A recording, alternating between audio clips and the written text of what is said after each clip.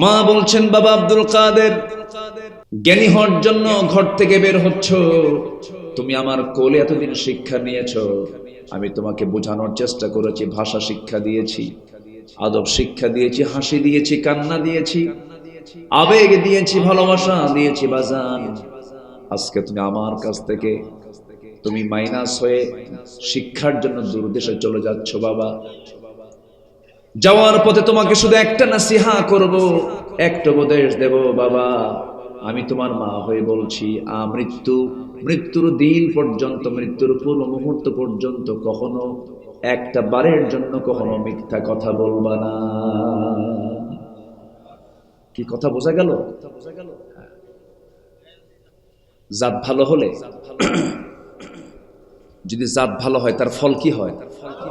আজ থেকে তার ফল কি হয়? আব্দুল কাদের জিলানী রাহমাতুল্লাহ আলাইহি মার কপালে চুম্বন আঁকলেন, মাকে মুহাব্বত করে, আদর করে, সম্মান শ্রদ্ধা জানিয়ে সন্তানটাও বিদায় নিলেন। মার চোখে পানি টলমল করছে।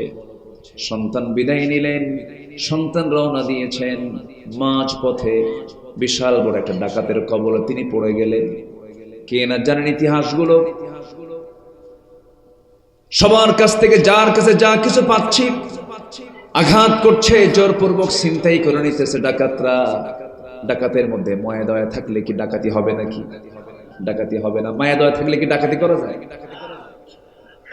কিন্তু আব্দুল কাদের জিলানীর সামনে যখন ওই ডাকাত দলের দু একটা লোক যখন সামনে এসে দাঁড়ালো, কি আছে তোমার কাছে? পকেট থেকে সমস্ত স্বর্ণ মুদ্রাগুলো বের করে দিচ্ছেন তিনি। মুস্কি হাসি মেরে বলছেন, এই যে আমার কাছে যা কিছু আছে সব তোমাদের সামনে দিয়ে দিলাম। ছোট্ট বাচ্চার এমন অবস্থা দেখি ডাকাতরা বলছে, ও ছোট্ট ছেলে, না বলতে সব কিছু সরল মনে বের করে দিলা, কারণটা কি? ছোট্ট বাচ্চা আব্দুল কাদের বলছেন, আমার মা আমাকে আসার সময় বলে দিয়েছেন আমি যেন জীবনে কখনো মিথ্যা কথা না বলি। আমি কেমন করে মিথ্যা কথা বলবো? আমার কাছে স্বর্ণ মুদ্রা নাই, যা সেই যে তোমার সামনে দিলাম, তুমি কি করবা করো।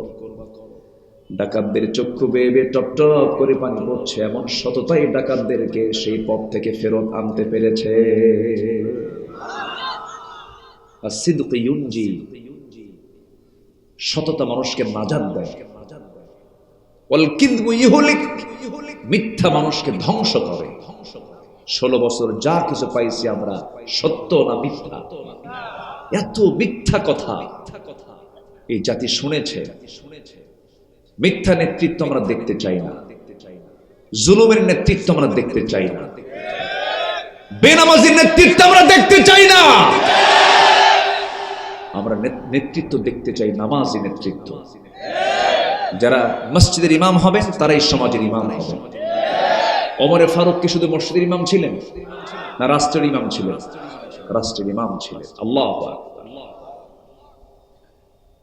এশার নামাজের দায়িত্ব পালন করে ঘর থেকে বের হয়েছেন জনগণকে দেখার জন্য। এক প্রত্যন্ত অঞ্চল, গ্রামের ভিতরে নিঝুম পল্লীতে চলে গেলেন, খালি পায়ে। কি পায়ে? খালি পায়ে। জুতো পায়ে দিলেন না কেন? রাস্তাগুলো ছিল পাথরওয়ালা। পাথরের সাথে খড়মের যদি আঘাত লাগে একটা আওয়াজ হবে, জনগণের ঘুম নষ্ট হবে। কিয়ামতের দিন কি জবাব দেব? সুবহানাল্লাহ বলবেন না? আর নেতা আসিতেছেন ঢাকা থেকে, 100টা সামনে গাড়ি, পিছনে 100 গাড়ি, আছে না নাই? যানজট সৃষ্টি করে। আর ওমরে ফারুক কি করেন? জুতা খুলে খালি পায়ে হাঁটেন, যেন জনগণের ঘুমের জন্য কোনো ব্যাঘাত না হয়। এই হচ্ছে নামাজি নেতার বৈশিষ্ট্য। আর আমরা পেয়েছি হলো নামাজি নেতার না বেনামাজি নেতা? বেনামাজি নেতা। খালি পায়ে রওনা দিয়েছে। খালি পায়ে রওনা দিয়া প্রত্যন্ত অঞ্চলে একটা ছোট্ট কুটির ঘর দেখতে পেলেন। একজন বুড়িমাকে দেখে বুড়িমাকে লক্ষ্য করে সালাম দিচ্ছেন। সালামটার উত্তর বুড়িমা দিলেন, কিন্তু মনটা খারাপ। বুড়িমা কেমন আছেন? আলহামদুলিল্লাহ ভালো। তবে খুব ভালো না। কেন, কি হয়েছে? ওমরে ফারুক ভালো না। ওমরে ফারুক কার সামনে কয়? কার সামনে কয়? বুড়ি তোর চেনে না। তিনি বললেন, কেন, কি হয়েছে? এতদিন যাবত এই প্রত্যন্ত অঞ্চলে আছি, আমাকে দেখার জন্য কেউ আসলো না, কোনো খোঁজ খবর নিল না। এবার ওমরে ফারুক বলছেন, মা, এত প্রত্যন্ত অঞ্চলে কি আসা যায় নাকি? কত দূর যাবেন আপনি? একজন অমর তো পারে না, তো দায়িত্ব নিল কেন? কি উত্তর আছে? দায়িত্ব নিল কেন? ওমরে ফারুক কেঁদে ফেলল, কিন্তু বুড়ি জানে না যে কার সঙ্গে কথা হচ্ছে। আল্লাহু আকবার। কাঁদতেছে, কাঁদতে কাঁদতে অস্থির হয়ে গেলেন। এবার তিনি বলছেন, বুড়িমা, একটা কথা বলতে চাই, কি আপনি কি ওমরকে মাফ করবেন নাকি? না, মাফ করব না। কি দরকার আপনার বলুন, কিছু টাকা পয়সা দেই। কি দিবা? 25 দিরহাম দেই, 25 দিনার দেই, দাও। চট করে করলেন কি, 25 দিরহাম তিনি তার হাতে দিয়ে দিলেন। দেওয়ার পরে বলছেন, বুড়িমা, পাইছেন নাকি? হ্যাঁ, পাইছি। ওমরে ফারুককে মাফ করছেন নাকি? হ্যাঁ, মাফ করেছি, কিন্তু মৌখিক কোনো স্বীকৃতি নেব না, লিখিত করে দেন। আশেপাশে কোনো কাগজ না পাওয়ায়, কোনো কিছু লেখার কিছু না পাওয়ায় নিজের জামাটা ছিঁড়লেন। নিজের জামা ছিঁড়ে সেই জামার কাপড়ে এবার লেখার জন্য বলছেন, বুড়িমা একটু লিখে দেন। ডাকতেছেন, আলী, এই দিকে আসো। আলী উত্তর দিচ্ছেন, আমিরুল মুমিনিন ওমরে ফারুক, আমি আসতেছি। মহিলা সিপাই কামড় মারছে, এটা তো ওমর। সুবহানাল্লাহ বলবেন না? কার সামনে কি করলাম? এবার বুড়ি মহিলা থরথর করে কাঁপে আর বলে, ভুল হয়ে গেছে, আপনি আমাকে মাফ করে দিন। ওমরে ফারুক বলছেন, বুড়িমা, আপনি একটু লিখিত করে দেন। 25 দিরহাম, 25 দিনারের বিনিময়ে আমি ওমরকে আমি অব্যাহতি দিয়ে দিলাম। এই লেখাটা তিনি লিখে নিয়ে আসলেন।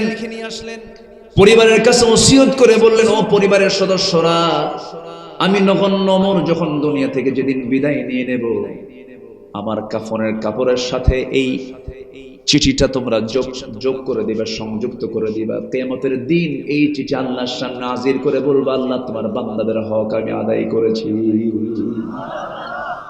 জোরে বলি সুবহানাল্লাহ। সততা, সততা হচ্ছে সবচেয়ে সফলতার সবচাইতে বেস্ট পন্থা। এর চাইতে বড় পন্থা আর নাই।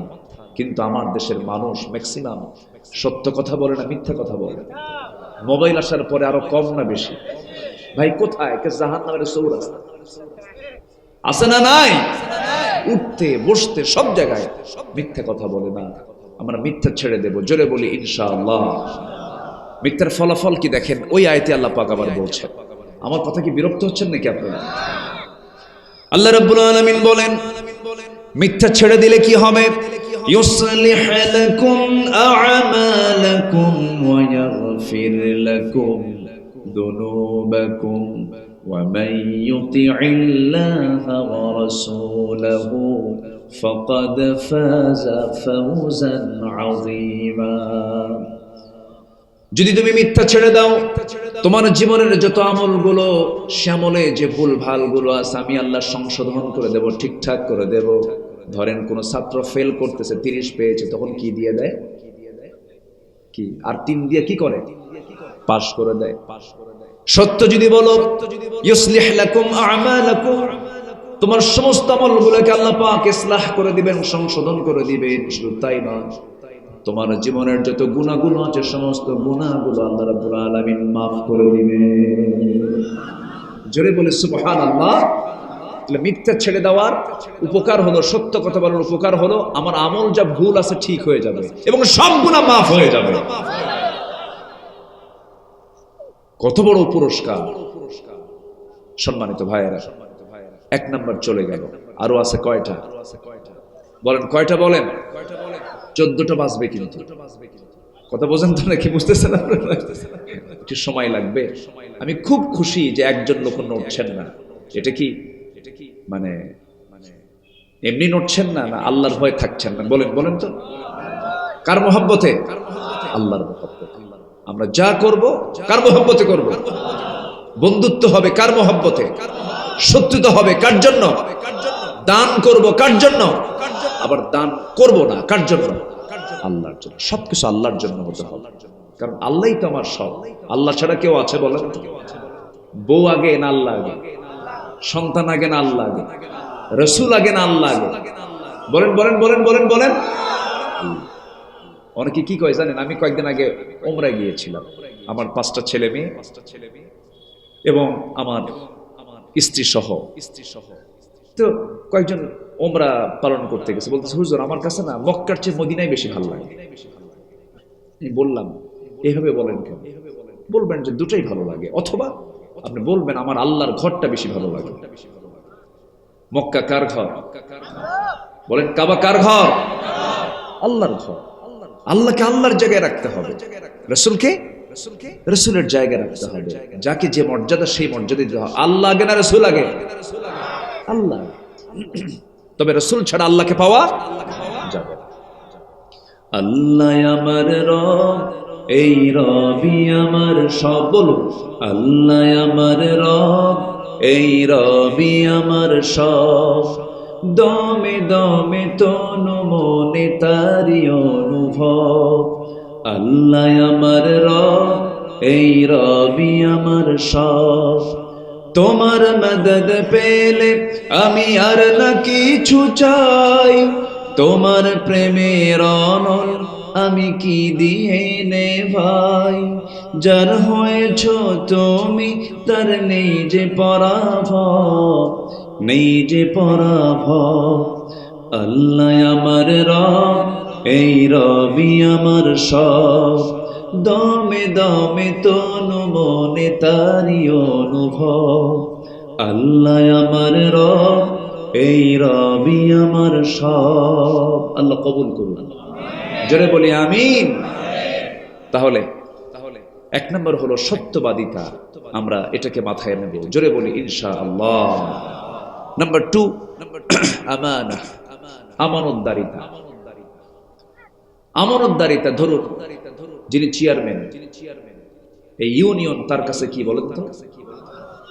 আবার আমি কোন চেয়ারম্যানকে বলতেছি না, কিন্তু আবার এটা ভাববেন না যে আমি কাউকে ইন্ডিকেট করছি। মেম্বার, তিনি একটা ওয়ার্ডে, ওই এরিয়াটা তার জন্য একটা কি বলেন তো? আমার স্ত্রী কারো স্বামীর জন্য কি এটা? আস্তে আস্তে কয়, কিচ্ছু কয় না। আরে বউ কি বোঝা নাকি আপনাদের কাছে? জোরে কন, বউ কি? আরো জোরে। ছোট ছোট বাচ্চারা কয় আমার। বিয়ে করছো? বলতেছে আমার। আচ্ছা ঠিক আছে, আমানত মনে রাখো, পরে যেন আমানত রক্ষা হয়। জি ইনশাআল্লাহ।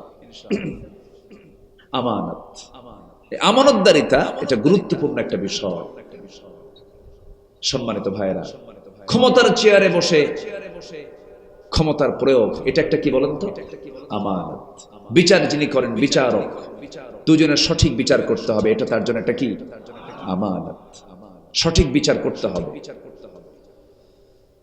সম্মানিত ভাইরা, আল্লাহ রাব্বুল আলামিন বলেন, ইন্নাল্লাহা ইয়া'মুরুকুম আন তু'আদ্দুল আমানাতি ইলা আহলিহা ওয়া ইযা হাকামতুম বাইনান নাসি আন তাহকুমু বিল আদল ইন্নাল্লাহা নি'মা ইয়া'iদুকুম বিহি। সূরাতুন নিসা আয়াত নাম্বার 58। আল্লাহ রাব্বুল আলামিন আমানত আদায়ের জন্য, আমানতকে পরিপূর্ণ করার জন্য তিনি অর্ডার দিয়েছেন। আমানতের খেয়ানত করা যাবে না। মুমিনদের যতগুলো গুণ আল্লাহ রাব্বুল আলামিন যত জায়গায় বলেছেন, সেখানে আমানতের কথা আছে না নাই বলেন? সূরা মুমিনুন আল্লাহ রাব্বুল আলামিন প্রথম দিকেই বলছেন 7টা গুণের কথা। এর মধ্যে 5 নাম্বার এবং 6 নাম্বার গুণ হলো ওয়াদা এবং আমানত। ওয়াল্লাযীনা হুম লিআমানাতিহিম ওয়া আহদিহিম রাউন। প্রকৃত ঈমানদার তো ওয়াদা ঠিক রাখবে এবং আমানতদারিতা তারা ঠিক রাখবে। ওয়াদা কখনো ভঙ্গ করবে না। ওয়াদা ভঙ্গ করবে যে মুনাফিক হবে সে, আমানতের খেয়ানত করবে যে মুনাফিক হয়ে যাবে সে, মিথ্যা কথা বলবে যে সে মুনাফিক হয়ে যাবে। এইজন্য আমার বন্ধুগণ, আমানতকে রক্ষা করতে হবে। সাইয়েদনা ওমর ফারুকের কথা বারবার মনে পড়ে যায়, নামটা তার শুরুতেই চলে আসছে, সেও তো সেখান থেকে কিছু কথা বলি। ওমর ফারুক রাদিয়াল্লাহু তাআলা অর্ধ দুনিয়ার শাসনকর্তা, 40টা রাষ্ট্র তিনি চালাচ্ছেন সেই সময়। আল্লাহু আকবার। অর্ধ দুনিয়ার শাসনকর্তা তিনি। তিনি শুয়ে আছেন কোথায় বলেন তো? তিনি শুয়ে আছেন কোথায়? মদিনায়। বলেন বলেন কোথায়? মদিনায়। আল্লাহু আকবার। মদিনায় শুয়ে আছেন। তার মদিনায় নবীর কবরের পাশে থাকার কথা ছিল না। প্রথম খলিফার ইন্তেকাল হলো। তার মেয়ে আমার নবীজির স্ত্রী আম্মা জান আয়েশা সিদ্দিক রাদিয়াল্লাহু তাআলা আনহা তাকে বললেন, মা আমি নবীর সঙ্গে থাকতে চাই, আব্বা থাকেন। আব্বাকে আর মানা করা যায়? তো আমার নবীর কবর হলো আম্মা জান আয়েশা সিদ্দিকার ঘর। তিনি একাধিক স্ত্রী তার ছিল, কিন্তু কার কোলে তিনি ইন্তেকাল করেছেন বলেন তো? বলেন বলেন বলেন। আম্মা জান আয়েশা সিদ্দিকা রাদিয়াল্লাহু আনহার কোলে তিনি ইন্তেকাল করেছেন। কত বড় ভাগ্যবতী মহিলা তিনি। শেষ কথা, আমার নবীজির শেষ কথা হয়েছে দুনিয়ার কারোর সাথে না স্ত্রীর সাথে। ভাববেন, মাথায় একটু নেবেন এগুলো। খালি বউকে তো পিটায় অনেকে, আছে কিনা বলেন? আছে কিনা বলেন? আমার মায়েরা দারুণ খুশি, হুজুর আপনি একখান চমৎকার কথা বলছেন। আমার নবী বিশ্বের সেরা মানুষের মৃত্যু হয়েছে কার কোলে? স্ত্রীর কোলে। রাসূল বলেছেন, তোমরা কি জানো যে যার স্ত্রী বলবে আমার স্বামী ভালো, আল্লাহ বলবেন ওই বান্দা ভালো। এজন্য দুনিয়ার কারো কাছে চেয়ারম্যান তো সার্টিফিকেট এমনি দেয়, চারিত্রিক সনদ দেয়, কত কি দেয়, কিন্তু আসল চরিত্র, স্বামীর চরিত্র কে জানে? বউ জানে যে কত নাম্বার লুচ্চা। কথা বোঝেন নাই? বউ কিন্তু টের পায় ও কতটুকু খিটখিটে মেজাজি, বদ মেজাজি, ওর আসল চরিত্র কি, মুখোশ সব কে জানে? স্ত্রী জানে। আমার নবীজি বলেছেন, আমি আমার স্ত্রীদের কাছে খুব ভালো, তোমরাও ভালো থাকো। আলহামদুলিল্লাহ বলবেন না? এই ভালো হওয়া কি সহজ? খুব কঠিন ব্যাপার। কি আমার নবীজি তাও এক স্ত্রী ম্যানেজ করেন নাই, একাধিক স্ত্রী তার জীবনে ছিল। আল্লাহ পাকের অর্ডার ছিল। রাসূল মাঝে মাঝে বলতেন, আমার খাদিজা যদি আমার জীবনের শেষ সময় পর্যন্ত থেকে যেত, আমার দ্বিতীয় কোনো বিবাহের প্রয়োজন হতো না। আল্লাহ পাক আমাকে অর্ডার দিতেন না। আমার নবীজির প্রথম জীবন শুরু হয়েছে বিধবা নারীকে ঘরে এনে। আমার নবীর বয়স 25, বিধবা নারী আম্মা জান খাদিজার বয়স হলো 40। ডিফারেন্স হলো 15 বছর। ইতিহাস অনেকে জানেন না, ভুল বুঝেন। এতগুলো বিয়ে করলেন কেন? বিভিন্ন কথাগুলো তার বিরুদ্ধে অনেকে অনুমান করে বলতে পারেন, অনুমান করা যাবে না। বিশ্বমানের চরিত্র তার ছিল। আমার নবীজি তার যৌবনটাই কাটিয়ে দিয়েছেন একজন আম্মা জান খাদিজার সাথে। আমার নবীর চাইতে যিনি 15 বছরের বড়, প্রায় 25 বছর 24 বছর তার সঙ্গে সংসার জীবন কেটে গেছে। শেষ জীবনে 10 বছর যে বেঁচে ছিলেন, বাকি স্ত্রীগুলো তিনি বিবাহ করেছিলেন একমাত্র কার অর্ডারে? আসতে বলবেন না, কার অর্ডারে? আল্লাহর অর্ডারে। আম্মা জান আয়েশা সিদ্দিকা রাদিয়াল্লাহু তাআলা আনহা কি রাসূল যে বিয়ে করেছেন সম্পূর্ণ অর্ডার আল্লাহ দিয়েছেন। জিবরাইল আলাইহিস সালাতু ওয়াস সালাম বেহেশতের রুমালে আম্মা জান আয়েশা সিদ্দিকার ছবিগুলো সামনে নিয়ে এসে বলছেন, ইয়া রাসূলুল্লাহ, আল্লাহ পাক আপনাকে এই মহিলাকে বিয়ের অর্ডার দিয়েছেন। কেন তিনি বিয়ে করেছিলেন? আম্মা জান আয়েশা ছিলেন সুপার কম্পিউটার। রাসূল যা বলতেন তাই তিনি হুবহু মুখস্থ করতেন। আমার নবীজির মুখ থেকে কতগুলো শুনে তিনি প্রায় 6 লক্ষ হাদিসের তিনি হাফেজা ছিলেন। যা বলেছেন তাই তিনি কোট করেছেন। রাসূল বলেছেন, আমার স্ত্রীরা রাতের আধারে আমি যা কিছু করি তা সবার সামনে ওপেন করে দাও। দিনের আলোতে সাহাবীরা আমি যা কিছু তোমাদের সঙ্গে যে আচরণগুলি সব আমার প্রকাশ করে দাও, কারণ আমার 24 ঘন্টা এই জাতির জন্য চরিত্র। যেরকম সুবহানাল্লাহ। এরকম নেতাকে পৃথিবীতে খুঁজে পাওয়া যাবে? শুক্রবারে আতর সুরমা লাগায়া, পাঞ্জাবি খদ্দরের পাঞ্জাবের মসমস লুঙ্গি নিয়ে মসজিদে চলে যায়, আগের রাতে মদ খাইছে। এরকম নেতা আছে না নাই? আগের রাতে কি খাইছে? মদ খাইছে। কিন্তু আমার নবীর চরিত্র রাতেও যা দিনেও তাই, 24 ঘন্টা সুমহান চরিত্র। আল্লাহু আকবার বলেন। আম্মা জান আয়েশা সিদ্দিকার ঘরে তিনি শেষ নিঃশ্বাস ত্যাগ করেন। আমার নবীজির ইন্তেকালের সময় হয়ে গেছে। নবীজি বলছেন আয়েশার আমি দুনিয়া থেকে বিদায় নিয়ে নেব, যে কোনো মুহূর্তে আমার ইন্তেকাল হয়ে যাবে আয়েশা, আমি মনে হয় বেশিক্ষণ বাঁচবো না। ইন্নালিল মাউতি সাকারাত, মৃত্যুর যন্ত্রণা ভয়ঙ্কর, খুব কষ্ট হচ্ছে আয়েশা, খুব কষ্ট পাচ্ছি। আমার নবীজি দুনিয়া থেকে বিদায় নেবেন, মালাকুল মউত যখন তখন তার জানটা কবজ করে নিয়ে যাবেন। আমার নবীজি সেই সময় শুধু বললেন আয়েশা সর্বশেষ তোমাকে একটা হাদিস তোমাকে জানায় দেই, আমার উম্মতকে তুমি সর্বশেষ আমার মেসেজটা জানায় দিবা, আমি আমার উম্মতকে খুব ভালোবাসি, আমার উম্মতরা যেন কখনো 5 ওয়াক্ত নামাজ না ছেড়ে দেয়। জোরে বলি সুবহানাল্লাহ, আরো জোরে বলি সুবহানাল্লাহ। আমার বন্ধুগণ, আমার নবীজি সর্বশেষ মেসেজটা তাকে জানায় দিলেন। জানায় দিয়ে রাসূল করিম সাল্লাল্লাহু আলাইহি সাল্লাম দুনিয়া থেকে বিদায় নেবেন।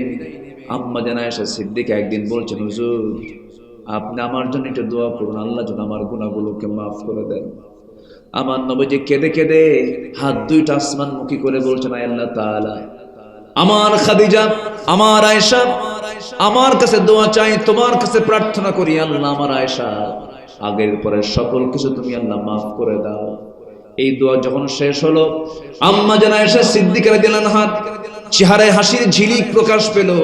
রাসূল বলছেন, আয়েশা রে তুমি বুঝি খুব আনন্দিত হয়েছো? হুজুর কেন আনন্দিত হব না, আপনি আমার জন্য এমন দোয়া করেছেন, আপনার দোয়া তো আল্লাহ পাক অবশ্যই কবুল করবেন, আল্লাহ পাক আমাকে সব মাফ করে দিয়েছেন। সঙ্গে সঙ্গে রাসূল বলছেন, আয়েশা রে আমি তোমার জন্য যে দোয়াটা করলাম সেই হুবহু দোয়াটা আমার উম্মতের জন্য করি সকাল সন্ধ্যা। জোরে বলে সুবহানাল্লাহ। তাহলে নবী, আমার নবীর মুহাব্বত আমার প্রতি আছে না নাই? আসতে বলবেন না, আছে না নাই? আমার চেয়ে কম না আমার চেয়ে বেশি? আমার চাইতে বেশি। রাসূল আমাকে বেশি ভালোবাসে, খুব ভালোবাসে, খুব মুহাব্বত করে। আমি এই তো 8-10 দিন আগে রাওদাতুম মিন রিয়াদিল জান্নাহ, রাসূল বলেছেন মিন বাইতি ওয়া মিনবারি রাওদাতুম মিন রিয়াদিল জান্নাহ, আমার ঘর আর ওই যে মেম্বার, আমি যেখান থেকে খুতবা দিই সাহাবীরা, ওই মেম্বার আর আমার এই ঘর, আম্মা জান আয়েশার ঘরের মধ্যে বসে এই ঘর এবং ওই মেম্বার, এইটুকু অংশ, এর মাঝামাঝি অংশটুকু হলো, সাহাবীরা জেনে রেখো, রাওদাতুম মিন রিয়াদিল জান্নাহ, জান্নাতের টুকরা। জোরে বলে সুবহানাল্লাহ। কত 7-8-9 দিন আগে মদিনা মুনাওয়ারায় রাত 4টার দিকে, রাত 3টার দিকে আমি উঠে গেলাম। এখন তো অনলাইনে এটাকে বুকিং করতে হয়, অনেক মানুষ, বহুত চাপ, অনলাইন বুকিং করে ভিতরে ঢুকলাম। ভিতরে ঢুকে চান্স পাচ্ছি না, প্রচুর মানুষের চাপ, কে না সেখানে গেলে তো সব অস্থির হয়ে যায়।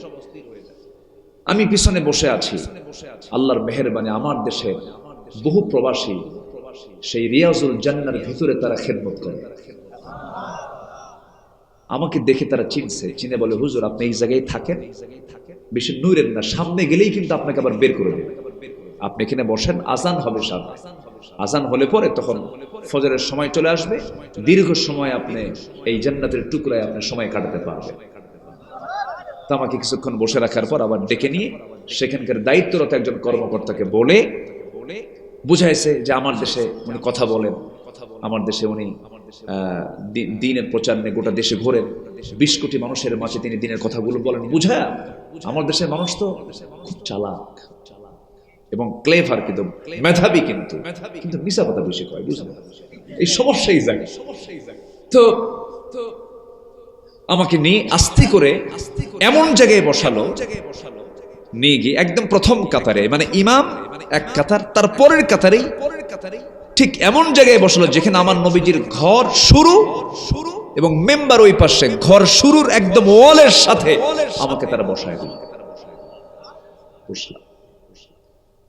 বসে পাশেই তো রাসূল শুয়ে আছেন। আসসালাতু ওয়াসসালামু আলাইকা ইয়া রাসূলুল্লাহ।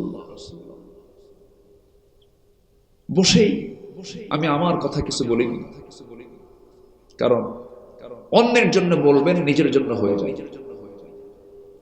আপনি নিজের জন্য বলবেন আপনি কৃপণ, আপনি অন্যের জন্য চাবেন, এটা আপনার জন্য চাওয়া হয়ে যাবে।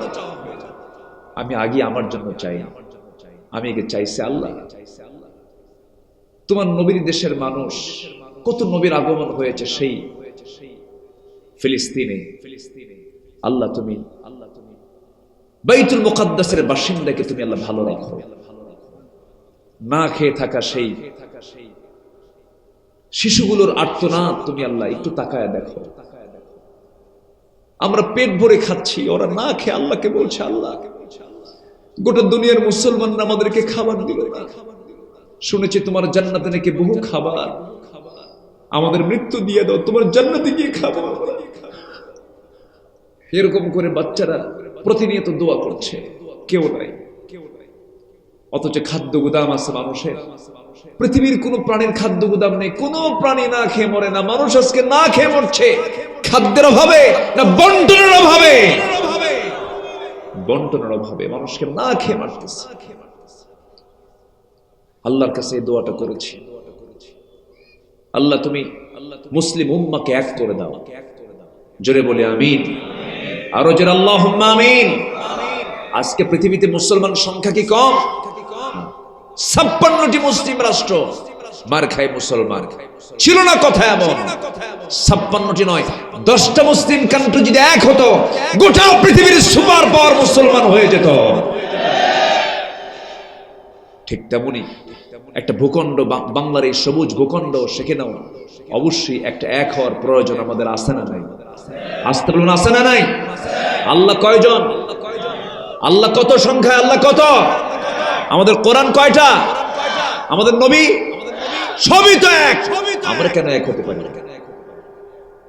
আমরা কেন এক হতে পারি না? সব দ্বন্দ্ব ভেদাভেদ ভুলে যাই, সব দেখা শেষ করেছি।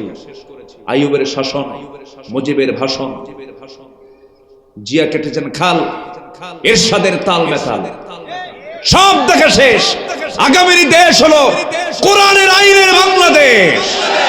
রাজি আছেন কারা কারা? হাত উঁচু করে দেখেন মুসলমান।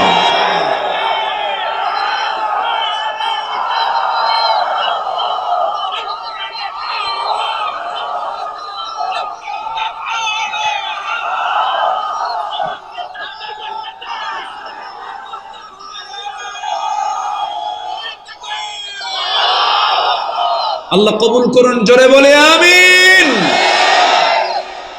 কষ্ট পাচ্ছেন? যারা কোরআনকে চায় না তারা মুনাফিক, ঠিক কিনা বলেন? আমি মুসলমান, আমি কেন লজ্জা পাবো? আমি এটাতে কোরআন কি আল্লাহর না? আর কোরআন ছাড়া যা কিছু কার? বান্দা। কার বলেন তো? বান্দার। বান্দারটা ভালো না আল্লাহরটা ভালো? কারটা ভালো? আপনার বাতি বেশি আলো দেয় না সূর্য আলো দেয়? কিসের আলো বেশি? সূর্যের মালিক কে? সূর্যের মালিক কে? আকাশের মালিক কে? সবকিছুর মালিকই তো আল্লাহ। তো আল্লাহর বিধান মানতে আপনার কি প্রণতা কেন? কষ্ট পাচ্ছেন আপনারা? কষ্ট পাচ্ছেন? দয়া করে কেউ রাগ করবেন না, আমি কোরআনকে সামনে রেখেই কথা বলছি। কেউ কষ্ট মনে নেবেন না, একটু দয়া করে সবাই শুনবেন। তাহলে আমার নবীর ইন্তেকাল হয়েছে কার ঘরে? মনে আছে আপনাদের? আলোচনা শুরু করি আবার ওই জায়গায় যাই, জোরে বলি ইনশাআল্লাহ। আমি মদিনায় ছিলাম। রাতের একদিন ভোর রাত্রে, মানে রাত ৩-৪ দিকে আমার এক ভক্ত, তো উনি আমাকে বললেন, ভাই চলেন আমরা একটু উহুদ দেখে আসি। রাত্রে নীরব রাত, উহুদের পাশে দিয়ে যাচ্ছিলাম। আল্লাহি আমার কেমন যেন মনে হচ্ছে উহুদে শুয়ে থাকা ৭০ জন সাহাবীর সেই মাকবারা থেকে একটা সুন্দর সুগন্ধ আমার নাকে এসে ধাক্কা খাচ্ছে। ইসলাম কি এমনি এমনি আসছে? এমনি এমনি আসেনি। এই ৭০ জন তাজা প্রাণ আমার নবীজি মাঝে মাঝে মদিনার মসজিদ থেকে বদর উহুদে আসতেন। হেঁটে হেঁটে এসে আমার নবীজি উহুদের সামনে দাঁড়াতেন আর বলতেন, সাহাবীরা আমার চাচা আমির হামজা এই জায়গায় শুয়ে আছে, আল্লাহ তুমি আমার চাচার কবরটাকে জান্নাতের টুকরা বানাও। আর আমার রাসূল বলতেন, জানো সাহাবীরা, এই যে উহুদ পাহাড় 10 মাইল লম্বা দেখছো, উহুদ পাহাড় আমাকে খুব ভালোবাসে, আমি উহুদ পাহাড়কে খুব ভালোবাসি। এরকম করে দোয়া করতে, কথা বলতে। সম্মানিত ভাইয়েরা, নবীজির দাঁত ভেঙে গেছে। যে নবীজি রাস্তায় হাঁটলে আল্লাহ তাআলা তার সম্মানে আকাশে সূর্যের নিচে একখণ্ড মেঘ দিয়ে রাখতেন, যেন নবীজির সূর্যের তাপ যেন নবীজির গায়ে না লাগে। নবীজি ঘেমে যেতেন, সাহাবীরা কৌটা দিয়ে তার ঘামটা কৌটার মধ্যে রাখতেন, সুগন্ধি ছড়াতো। কি দামি নবী! সেই নবীজির দাঁত ভাঙছে কোথায় বলেন? কোন ময়দানে? উহুদের ময়দানে। এমনি এমনি দাঁত ভাঙছে? খন্দকের পরীক্ষা খনন করতে গিয়ে 4 দিন 4 রাত একটানা খাওয়া নাই, পানি নাই, কোদাল মারতেছেন রাসূল, ধুলাই মলিন হয়ে গেছেন রাসূল। আমার নবী না খাওয়া, কোমর কুঁচো হয়ে গেছে। তাহলে উহুদে কি ভাঙছে? দাঁত ভাঙছে। আর খন্দকে কি হারাইছে? কোমর, কোমর কুঁচো হয়ে গেছে। কোমর হারালেন খন্দকে, আর উহুদে হারালেন কি? দাঁত। বিশ্বনবীর যদি দাঁত ভাঙতে হয়, বিশ্বনবীর যদি কোমর হারাতে হয় দিন কায়েমের জন্য, সেই সুন্নাহ পালনের দরকার তার উম্মতের আছে না নাই? খালি মিষ্টি খাবেন? খালি মিষ্টি খায় সুন্নাত আদায় করলে হবে না। দাঁত ভাঙা সুন্নাত, কোমর ভাঙা সুন্নাত আদায় করতে হবে মুসলমান। আমার নবীজি 4 দিন না খাওয়া খন্দকের পরীক্ষা খনন করতে গিয়ে বিশাল বাংকার করেছেন। যাবেন মদিনায় সবাই, জোরে বলি ইনশাআল্লাহ। যেতে ধনী গরিব লাগে না, নিয়ত করবেন, আল্লাহ কবুল করে নেবেন। কঠিন কিছু না, মাত্র 5 ঘন্টা সময় লাগে। যাবেন। বিমান কে দিয়েছেন? কে দিয়েছেন বলেন? আল্লাহ দিয়েছেন। বান্দা আবিষ্কার করেছে, কিন্তু দিয়েছেন কে? চলে যাবেন। হয়তো ভাবতেছেন আমি যাবো কেমনে, টাকা পয়সা তো নাই। নিয়ত করবেন, চলে যাবেন। বলে দিলাম তো। এক রিকশাওয়ালা দেখে 2017 সালে আমার সামনে দাঁড়ায়, আমাকে দেখে দৌড় মেরে এসে আমাকে জড়ায় ধরে বলে, হুজুর আমি আপনার খুব ভক্ত, আমি রিকশা চালাই। বললাম আপনি আসলেন কি? আপনি বহু টাকা লাগছে তো। হুজুর এই টাকা 15 বছরে জমাইছে, দিন 30 টাকা 40 টাকা করে। সুবহানাল্লাহ বলবেন না? নিয়ত করলে কবুল করবেন কে? খন্দকের প্রান্ত। কষ্ট পাচ্ছেন মনে হয় আপনারা। খন্দকে আমার নবীজি 4 দিন না খাওয়া, নাই পেটে খাবার। এক সাহাবী তার ছেলেকে বললেন কিছু নিয়ে আসো। তো অঞ্জলি ভরে, এই ছোট্ট একটা অঞ্জলি ভরে কিছু খেজুর নিয়ে আসতেছে। রাসূল বলেন, এই ছোট্ট ছেলে কোথায় যাও? আব্বা না খাওয়া তো, আব্বার জন্য নিয়ে আসো, এদিকে নিয়ে আসো। আমার নবীজি খেজুরগুলো হাতের মধ্যে নিলেন, এরপরে নিজের গায়ের চাদরটা বিছায়া দিলেন, চাদরে খেজুরগুলো রাখলেন, বিসমিল্লাহ বলে ফু দিলেন। এত খেজুর হয়ে গেল, উপচে পড়তে থাকলো। সেই চাদরের উপর দিয়ে গড়ে গড়ে পড়তে লাগলো। আমার নবীজি সহ উপস্থিত যত সাহাবী ছিলেন সব তৃপ্তি ভরে খেয়ে নিলেন। যেরকম সুবহানাল্লাহ। আমার নবীজির মুজিজা ছিল, আল্লাহ পাক তার হাতের মধ্যে বরকত দিয়ে দিয়েছেন। বিশাল বরকতে ধন্য আমার রাসূল ছিলেন। আল্লাহ পাক তাকে মুজিজা দান করেছিলেন। আমার নবীজি না খাওয়া, সাহাবায়ে কেরাম না খাওয়া। অনেক সময় এমন হয়ে গেছে সামান্য একটা ছাগল দিয়ে 1400 সাহাবীর খাবার পরিপূর্ণ হয়ে গেছে। শুধু আমার নবীর দোয়ার ফসল। যেরকম সুবহানাল্লাহ। কষ্টের পরে সুখ দেন কে? আসতে বলবেন, কষ্টের পরে সুখ দেন কে? আমার নবীজি ইন্তেকাল করেছেন কার ঘরে? কার ঘরে বলেন? আয়েশার ঘরে। আমার নবীজি বলছেন, আয়েশা রে, আমি তো দুনিয়া থেকে বিদায় নিয়ে নেব। রাসূল দুনিয়া থেকে বিদায় নিলেন। তারপরে তার বাবা আবু বকর সিদ্দিক রাদিয়াল্লাহু আনহু দুনিয়া থেকে বিদায় নিলেন। দুজনের কবর একসাথে গেলে দেখবেন আমার নবীজির পাশেই শুয়ে আছেন প্রথম খলিফা। ওই সময় আম্মা জান আয়েশার ঘরে মাত্র 2 জনের কবর হয়ে গেছে। আমার নবীর ঘরটাই ছিল কবর। আমার নবীর ইন্তেকাল হওয়ার 2 বছরের মাথায় প্রথম খলিফা আবু বকর সিদ্দিক রাদিয়াল্লাহু আনহু দুনিয়া থেকে বিদায় নিলেন। বিদায় নেওয়ার পর খেলাফতের দায়িত্ব গ্রহণ করলেন সাইয়েদনা ওমর ফারুক রাদিয়াল্লাহু তাআলা আনহু। খেলাফতের দায়িত্ব গ্রহণের পর থেকে তিনি প্রায় বলতেন, আল্লাহ রাসূল যেহেতু এই শহরে ইন্তেকাল করেছেন, তোমার কাছে ফরিয়াদ হলো, আল্লাহুম্মা রযুকনি শাহাদাতান ফি সাবিলিক ওয়াজআল মাউতি ফি বালাদি রাসূলিক। হে আল্লাহ, তুমি আমাকে শহীদের মৃত্যু দান করবে এবং নবীর শহরে আমার মৃত্যু দিয়ে দিবা। দোয়াটা কত কঠিন ছিল।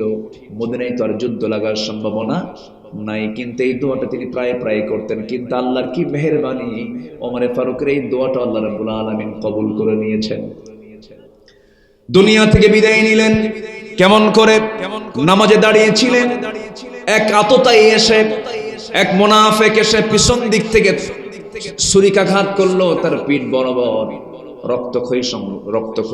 রক্তাক্ত হয়ে গেলেন, জমিনে লুটিয়ে পড়লেন। জমিনে লুটিয়ে পড়ার পর রক্তাক্ত অবস্থায় তিনি পড়ে আছেন, যে কোনো মুহূর্তে তিনি দুনিয়া থেকে বিদায় নেবেন। ছেলে আব্দুল্লাহকে ডাক দিয়ে বলছেন, আব্দুল্লাহ রে, আমার রাসূল তো মদিনায় শুয়ে আছেন, আমি তাহত হয়ে গেলাম, রক্তাক্ত হয়ে আছি, যে কোনো মুহূর্তে আমি দুনিয়া থেকে বিদায় নিয়ে নেব। ও আমার কলিজার টুকরা সন্তান, কিন্তু আমার কবরটা কোথায় হবে জানি না। বাকিতে শুয়ে আছে আমার বহু প্রিয় সাহাবীরা, প্রিয় ভাইরা আমার জান্নাতুল বাকিতে, বাকিল গারকাদে শুয়ে আছে, বাকি গোরস্তানে শুয়ে আছে। কিন্তু আমার তো মন চায় রে আব্দুল্লাহ, আমার নবীর সঙ্গে শুয়ে থাকবো, কিন্তু জায়গা তো আয়েশার। জায়গা কার ঘর? কার ঘর বলেন? আম্মা জান আয়েশার ঘর। এবারে তিনি বলছেন, আব্দুল্লাহ, আমার পক্ষ থেকে আম্মা জান আয়েশা সিদ্দিকাকে আমার সালাম জানায়া বলবা, ওমরের নগণ্য গোলাম ওমরের বড় শখ নবীর সঙ্গে শুয়ে থাকা, সে যদি দয়া করে জায়গাটা দিত। কিন্তু আম্মা জান আয়েশার বড় শখ ছিল তিনি তার ঘরে নবীর সাথে তিনি শুয়ে থাকবেন। কিন্তু ওমর ফারুকের পক্ষ থেকে যখন এই প্রস্তাবটা চলে গেল, আম্মা জান আয়েশা সিদ্দিকা চোখের পানি ফেলতেছেন আর কাঁদতেছেন, বলছেন, আহারে, জগৎধন্য এমন মানুষ যার ব্যাপারে রাসূল বলেছেন, আমার পরে যদি নবুয়তের দরজা যদি খোলা থাকতো লাকানা ওমর নবী হয়ে যেত। এমন একজন দামি মানুষ যখন আমার কাছে একটা কিছু চাইলো, আমি কেমন করে প্রত্যাখ্যান করি? আমি আমার জায়গাটা আমি ওমরের দান করে দিলাম। মুসলমানদের দিল হতে হবে ছোট না বড়, নিজের জায়গা তিনি দিয়ে দিলেন। আমার নবীর কবরের পাশেই আবার তাকেও শুয়ে রাখা হলো। মোট হলো কয়জন? মোট কয়জন বলেন? 3 জন। এই ওমর ফারুক রাদিয়াল্লাহু আনহুর কথা বলতে বলতে তার মৃত্যুর কথাটাও চলে আসলো, ঘটনায় বলে ফেললাম। ওমর ফারুক রাদিয়াল্লাহু তাআলা একজন বড় আমানতদার শাসক ছিলেন, ক্ষমতার মসনদে বসেছেন। যেদিন থেকে বসেছেন মৃত্যুর দিন পর্যন্ত একটা রাতও তিনি তার পিঠটাকে বিছানার সঙ্গে আলিঙ্গন করতে দেন নাই। এশার নামাজ হয়ে যেত, ঘর থেকে বের হয়ে যেতেন। এশার নামাজ হয়ে যেত, জনগণকে দেখার জন্য বের হতেন। খুব সিম্পল লাইফ ক্রিয়েট করতেন, স্বাভাবিকভাবে চলতেন, খুব কষ্ট করে চলতেন, সীমিত বেতন নিতেন, সীমিতভাবে চলতেন, ছেঁড়া কাপড় চোপড় পরতেন। এক একজন সাহাবী এক এক রকম ছিলেন। ওমর ফারুকের কাপড়গুলো ছিল ছেঁড়া ছেঁড়া। একদিন আম্মা জান আয়েশা সিদ্দিকা সহ তার মেয়ে সহ উম্মাহাতুল মুমিনিন সব একসাথে এসে বললেন, আমিরুল মুমিনিন, উন্নত জীবন গ্রহণ করুন, একটু ভালো কাপড় চোপড় করুন। বাইরে থেকে বহু কূটনীতিকরা আসে, বিভিন্ন ধরনের রাজকীয় মেহমানরা আসে, আপনার সঙ্গে কথোপকথন করে, কথাবার্তা বলতে চায়। নতুন কাপড় চোপড় না পরলে কেমন হয়? ওমর ফারুক বলছেন, হাফসা আমার কলিজার টুকরা মেয়ে, তুমি আমার নবীর স্ত্রী, তুমি নবীর স্ত্রী হয়ে এমনটা করে কেমন করে কথা বলো? এক রাত তাহাজ্জুদ কাজা হয়ে গেছে, বিছানা নরম করে দেওয়ার জন্য রাসূল আফসোস করেছেন। নিজের গায়ের চাদর না পেয়ে তিনি, নিজের বিছানার চাদর না পায় তিনি নিজের জুব্বাটাকে চাদর বানায়া তার উপরে তিনি রাত কাটিয়ে দিয়েছেন। বিশ্বনবী যদি তার এমন জায়গা থেকে সিম্পল লাইফ ক্রিয়েট করে যদি বিশ্বনবী থাকতে পারেন, আমাকে তোমরা ছেঁড়া কাপড় চোপড় পরার কথা বলো? ওমর ফারুককে পোশাক দেখে কেউ ভয় পায় না, ওমর ফারুককে ভয় পায় তার তাকওয়া দেখে। যেরকম সুবহানাল্লাহ। একা একা হাঁটতেন, তার আগেও কেউ ছিল না, পরেও কেউ ছিল না। তিনি ভয় পেতেন কাকে? আল্লাহকে। একা একা হাঁটতেন, ছোট্ট একটা লাঠি থাকতো, হাঁটতেন। শয়তান পর্যন্ত তার কাছে আসার সাহস পেত না, এত বড় আল্লাহওয়ালা তিনি ছিলেন। ঘোড়া কিনতে গেছেন একদিন, ঘোড়া কিনতে গিয়ে ঘোড়াওয়ালার কাছ থেকে টাকাটা দিয়া ঘোড়া বুঝে নিলেন, সুস্থ ঘোড়া নিলেন। ওমর ফারুক তিনি ঘোড়ার পিঠে উঠলেন। কিছু দূরে যেতে না যদি 4টা ঘোড়ার পা, ঘোড়ার 4টা পায়ে অকেজো হয়ে পড়ে গেছে। আর উঠতে পারে না। রেগে গেলেন, গিয়ে বলছেন ঘোড়াওয়ালা বড় ঠকবাজি করলাম আমার সাথে। কিছুক্ষণ আগেই আমি তোমাকে টাকা দিয়ে ঘোড়া কিনলাম, ঘোড়া তো অচল ঘোড়া আমাকে দিয়েছো। ঘোড়া বিক্রেতা বলছে আমিরুল মুমিনিন, আপনি আমাকে যে অভিযোগটা দিচ্ছেন সম্পূর্ণ মিথ্যা, ভিত্তিহীন। আমি আপনাকে সুস্থ ঘোড়া দিয়েছি, আপনার কাছে অসুস্থ হয়ে গেছে, ঘোড়া ফেরত নাও, টাকা দাও। ঘোড়া বিক্রেতা বলে অসম্ভব ব্যাপার, আমি ঘোড়া ফেরত নেব না। আপনি ঘোড়া নিয়ে যাবেন, আপনার মালিকানায় ঘোড়া অসুস্থ হয়ে গেছে। একজন শাসকের সামনে সামান্য ঘোড়া বিক্রেতা কেমন করে কথা বলে? ওমরে ফারুক বললেন, না আমি ঘোড়া নেবই না, টাকা দিয়ে দাও। ঘোড়া বিক্রেতা বলছে আমার কথাও আমি গ্রহণ করব না, আপনার কথাও আমি গ্রহণ করব না, আমার কথা আপনি গ্রহণ করবেন, অতএব এটার ফায়সালা এখানে কেউ দেবে না, চলুন আদালতে চলে যাই। বিচারালয়ে চলে যায়। কোর্ট দেখালেন খলিফা না জনগণ? বলেন কে কে দেখালো? কে দেখালো? কোর্ট দেখালো কে? খলিফা না জনগণ? জনগণ। বিচার বিভাগ কত স্বাধীন ছিল।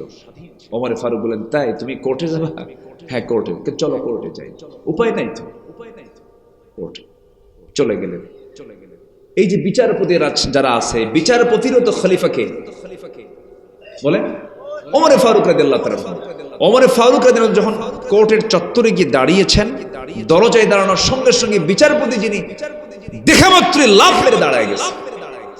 দাঁড়িয়ে গিয়ে বলছে, আমিরুল মুমিনিন, আপনি এই জায়গায় কেন? কি সমস্যা আপনার বলুন।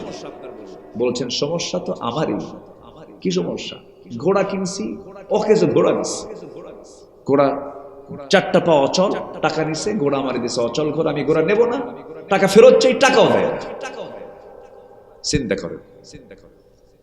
এবার বিচারপতি বলছেন, কাজী বলছেন ঠিক আছে আমি এটার ফয়সালা করছি, দুপক্ষ থেকে কথা শুনতে হবে আমিরুল মুমিনিন। ওমর ফারুক বলছেন ঠিক আছে বিচার শুরু করে দাও। দুপক্ষের কথা কাজী শুনলেন। সে কাজীর নাম হলো কাজী সুরাইহ। এই কাজী সুরাইহ 100 বছর বেঁচে ছিলেন।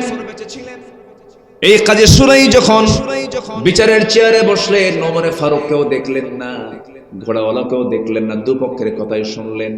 শোনা মাত্র এবার তিনি বলছেন, আমিরুল মুমিনিন, আপনি আমারও আমির, আপনি ওই ঘোড়াওয়ালারও আমির, খলিফাতুল মুসলিমিন, কিন্তু আজকে বিচারের রায়টা জনগণের পক্ষে যাবে, আপনি শাসক, আপনার পক্ষে যাবে না। আল্লাহু আকবার বলুন না। আপনি ওমর ফারুক সামনে দাঁড়ায় থেকে আমার সামনে যে কথা বলছেন, আমি যে আপনার সামনে যে সুস্থ অবস্থায় কথা বলতেছি, আমি সুস্থ অবস্থায় বাড়ি ফিরতে পারবো, আপনি সুস্থ অবস্থায় এখান থেকে বাড়ি পর্যন্ত ফিরে যেতে পারবেন, তার কোনো গ্যারান্টি আছে না? কেন গ্যারান্টি নাই। সুস্থতা অসুস্থতা যেগুলো প্রাণীর যে কোনো সময় হতে পারে। ঘোড়া আপনার মালিকানায় চলে গেছে, এরপরে আপনি মালিক হওয়ার পরে ঘোড়াটা অসুস্থ হয়ে পড়েছে, এটার দায় আপনাকে নিতে হবে। অসুস্থ ঘোড়া আপনার, টাকা তার, কোনো ফেরত নাই, কোনো কম বেশি করা যাবে না। ওমর ফারুক রাদিয়াল্লাহু আনহু মুস্কি হাসি মেরে সেই জায়গা থেকে আস্তে করে চলে গেলেন। পরের দিন মাজলিসে শুরার বৈঠক, মন্ত্রীদের কিনে বৈঠক, বিশেষ বিশেষ ব্যক্তিদের কিনে বৈঠক। সেই বৈঠকে তিনি বললেন, শোনো, গতকালকে একজন শাসক দেখেছি, গতকালকে একজন বিচারক দেখেছি, খুব কড়া বিচারক, আমার বিরুদ্ধে রায় দেওয়ার সাহস নিয়েছে। অতএব আজকের থেকে সিদ্ধান্ত হলো সেই কাজী সুরাইহ এই বড় একজন বিচারপতিকে সেই জায়গায় না রেখে আমি জাতীয় বিচারপতির চেয়ার আমি তারে দিয়ে দিলাম। তাহলে খলিফার বিরুদ্ধে রায় গেলে তার প্রমোশন কমে না বাড়ে? আর আমার দেশে কি হয়? আমার দেশে কি হয়? খালি কমে না, দেশ থেকে পালায়। জানেন না? জানেন না? আপনারা জানেন না? আমার বন্ধুগণ, তাহলে আমানতদারিতা ঠিক রাখতে হবে। চারিত্রিক গুণাবলী যতগুলো আছে এর মধ্যে 1 নাম্বার শিখলাম হলো সততা। মনে থাকবে সবার? সততা, সত্যবাদিতা। নাম্বার 2 হলো আমানতদারিতা। এবার নাম্বার 3 চলে আসেন ধৈর্যশীলতা, as-sabr। আল্লাহ রাব্বুল আলামিন সুন্দর করে বহু জায়গায় সবরের ব্যাপারে বলেছেন, ইন্নাল্লাহা মা'আস-সাবিরিন। জোরে বলুন আল্লাহু আকবার। আসেন দোয়া করে দিই। হ্যাঁ, দোয়া করব তো? যে চলে যাচ্ছে, ওনারা চাচ্ছেন যে দোয়া হোক। বসেন। 1 নাম্বার। ও তাহলে ঠিক আছে। যে বলে যাবেন মাহফিল থেকে বিনা কারণে ওঠা বসা যদি হয়, আর আল্লাহর গোয়েন্দা যদি এটা নজরে নিয়ে যদি আল্লাহকে বলে, আল্লাহ এটা কিন্তু এই কামটা করছে, আর আল্লাহ যদি এটা নোট করেন, নোট করা বুঝলেন কি? থানায় নোট হয় না, থানায় নোট, আল্লাহর থানায় যদি নোট হয় যে এই বান্দাটা বিনা কারণে এই মাহফিলের শৃঙ্খলা রক্ষা করতে পারে নাই, শৃঙ্খলা ভঙ্গের একটা যদি মামলা যদি আল্লাহর থানায় হয়, জামিন হবে? তো ওঠেন কেন? বসেন, কেউ যাবেন না। আমি একটু কড়া ভাষায় বললাম, বসেন না। কত সময় কত দিকে চলে যায়।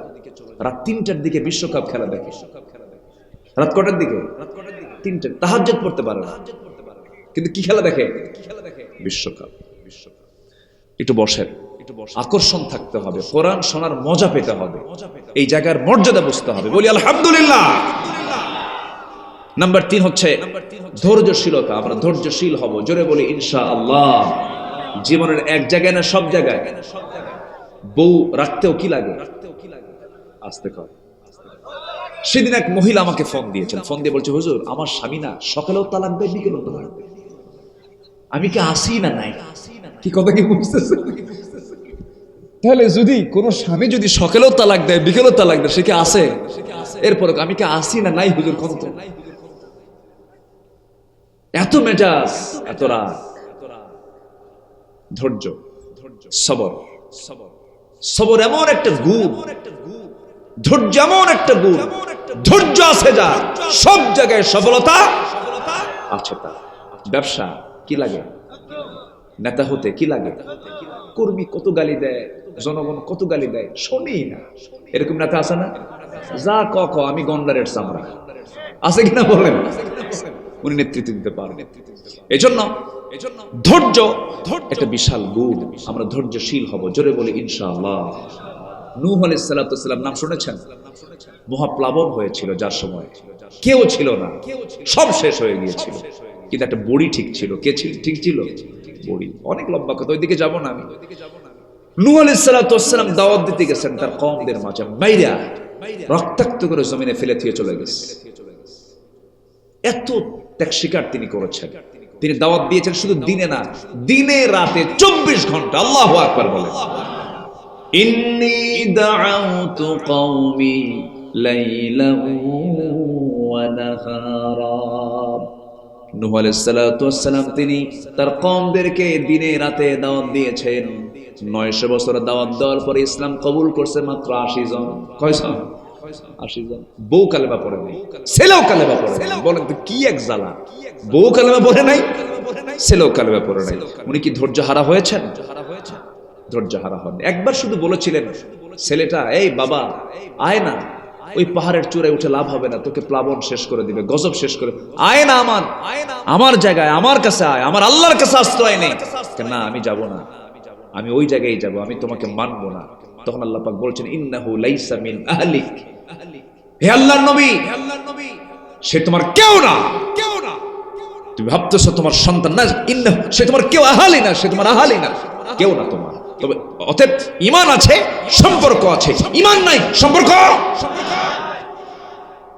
মন খারাপ করবেন কেন? সন্তান ভালো না, মন খারাপ, নূহের কথা মনে করেন। বউটা ভালো না, মন খারাপ, লূত আলাইহিসসালামের কথা মনে করেন। মনটা খারাপ, জেলখানায় গেছেন, ইউসুফের কথা মনে করেন। ভাবতেছেন খুব কষ্ট, অভাব, আল্লাহর পয়গম্বর মূসার কথা মনে করেন। 10 বছর মেষ চড়াইছেন। 10 বছর কি চড়াইছেন? মেষ, ছাগল চড়াইছেন। খুব রাগী মানুষ ছিলেন মূসা। আর ছাগল তো খুব শান্ত প্রাণী। বলেন তো, শান্ত? একটা অশান্ত প্রাণী, বেকা তেড়া প্রাণী। সেই ছাগল পালনের দায়িত্ব দেওয়া হলো 10 বছর। মূসার রাগ কম না বেশি? মূসার রাগ কম না বেশি? এত রাগ ছিল, আল্লাহ পাক বলছেন আগে ধৈর্য ধরো। আগে কি ধরো? ধৈর্য ধরো। ধৈর্য ছাড়া হবে না। আল্লাহ পাক তাকে বিশাল পরীক্ষার মধ্যে ফেলে দিলেন। এক সামনে ফেরাউন গোত্রের এক লোক আসলো, মারলেন থাপ্পড়। থাপ্পড় এমনি মারেন না, ও বেয়াদবি করতেছে, বারবার ভুল কথাই কয়, এটাই ঠিক। উনি তো রাগী মানুষ, আগের থেকে থাপ্পড় মারার স্বভাব। প্রথম থাপ্পড় খাইছে ফেরাউন। প্রথম থাপ্পড় খাইছিল কে? ফেরাউন।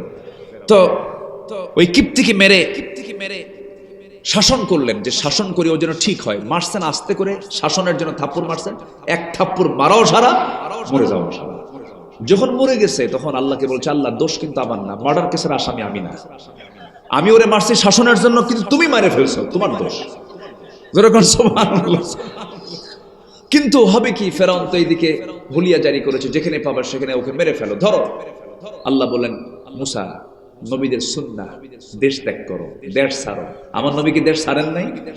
মক্কা হলো জন্ম, মদিনায় তিনি হিজরত করেছেন। দেশ ছাড়ো, দেশ তোমাকে ছাড়তে হবে। তিনি দেশ ছেড়ে চলে গেলেন মাদিয়ান। কোথায় গেলেন? মাদিয়ান। মাদিয়ান যাওয়ার পর প্রচন্ড তৃষ্ণার্ত, ক্ষুধা, সূরাতুল কাসাসের মধ্যে আসছে।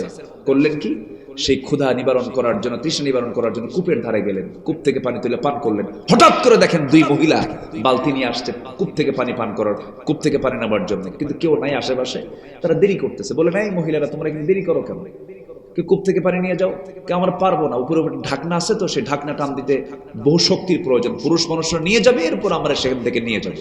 তাই তোমরা তো মহিলা মানুষ, সন্ধ্যা হয়ে যাবে, কষ্ট হবে, সন্ধ্যার পরে মেয়েদের তো বাইরে থাকা ঠিক না, তো দাও বালতি, দেখি আমি চেষ্টা করি। বালতি হাতে নিলেন, কূপের ধারে গেলেন, ঢাকনায় হাত দিলেন।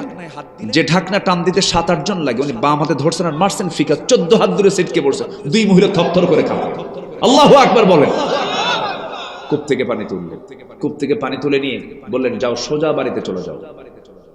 বাড়িতে চলে গেছেন। বৃদ্ধ পিতা বলছে, সন্তানরা আজকে তোমার তাড়াতাড়ি কেমনে আসলা? এত তাড়াতাড়ি তো তোমরা আসতে পারো না কাব্বা।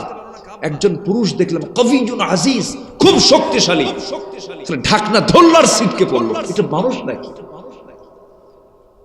এবার বৃদ্ধ পিতা বলছে, আমার বড় মেয়ে, তুমি কালকে যাবে, আমার সালাম জানাবে, সেজন্য আমার সঙ্গে দেখা করো, আমি তার সঙ্গে দেখা করতে চাই।